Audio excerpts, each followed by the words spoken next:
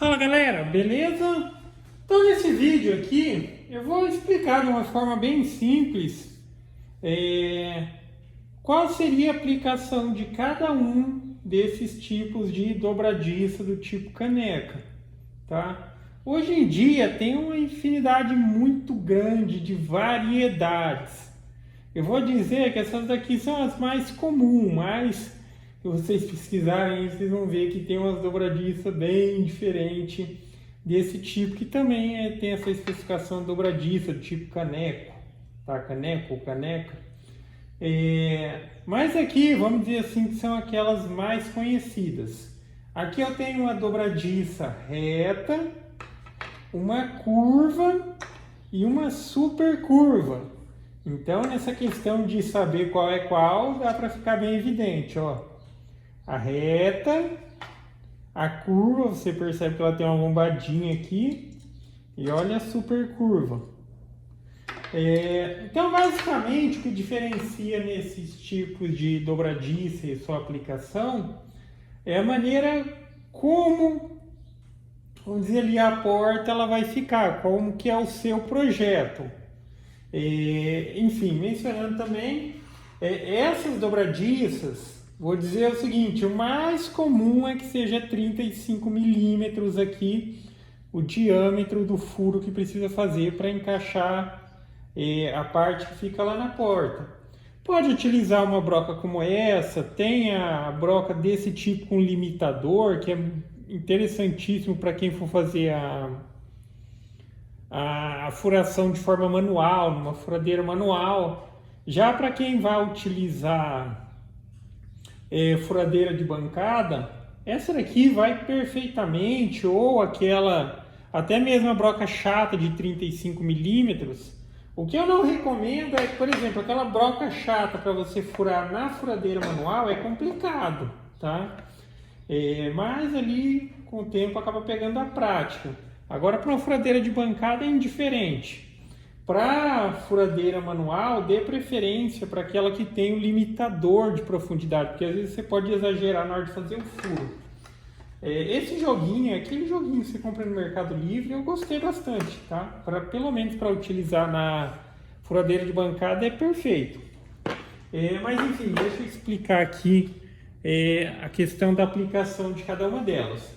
Então, na hora de fazer a instalação, você vai precisar utilizar uma broca que nem aquela ali, para fazer a furação no que, vamos dizer assim, vai ser a porta ali do seu armário, do seu guarda-roupa, do seu porta-treco lá, seja lá o que você estiver fazendo. Precisa fazer o furo de acordo com a caneca. Isso daí tem um padrão, o padrão é mais ou menos o seguinte: considerando uma margenzinha de 4 milímetros, pode variar de 3,5 a 4, tá? Para que a dobradiça ela tenha ali a sua funcionalidade 100%. De 3,5 a 4 milímetros afastado da borda na hora de fazer o furo. Aí o centro do furo você vai dividir a metade do tamanho da caneca. Como eu disse, pode variar, mas o mais comum é 35. Então, por exemplo, você consideraria 4, metade de 35, 17,5. Então, o que daria ali, se você fosse considerar esses 4, 21 milímetros e meio, seria o centro do furo aqui, tá? Então, a questão importante é que na hora de fazer o furo, aqui tem que estar afastado os 4 milímetros. Agora na questão tipo assim, e o furo da parte que vai ficar fixa ali no móvel? É melhor, que às vezes o fabricante acaba variando um pouquinho de fabricante para fabricante, não considerar muito o padrão. É melhor que você desenvolva ali até mesmo um gabaritinho considerando a que você vai utilizar.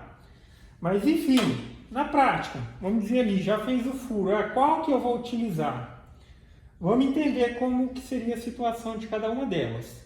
Quando você optar por fazer, ou por utilizar, na verdade, né, uma dobradiça do tipo reta, ou a situação que você vai precisar de uma dobradiça do tipo reta, É aquela situação que quando você colocar a porta aqui, você quer que ela fique recobrindo toda a lateral. Então, por exemplo, se eu coloco aqui, ó, deixa eu ver se está pegando. Tá? Aqui eu tenho a lateral. Quando eu quiser que a porta que eu vou utilizar aqui, ela fique totalmente recobrindo aqui, ó, eu preciso utilizar uma dobradiça do tipo reta, ok? Quando eu quiser que a porta ela fique parcialmente aqui cobrindo, ela consegue avançar até 8 aqui, essa lateral, ou seja, vai ficar uma bordinha exposta assim, principalmente se for situações que tipo, o móvel, aqui vai ficar uma porta, só que tem a porta, uma outra porta que encosta aqui, então você precisa utilizar uma dessa do tipo curva para dar esse espaçamento, para que fique uma aqui, obviamente que uma dobradiça vai ficar em cada lateral, mas vamos supor, a outra porta ela encostando aqui, ó, então teria essa possibilidade, você utiliza do tipo curva.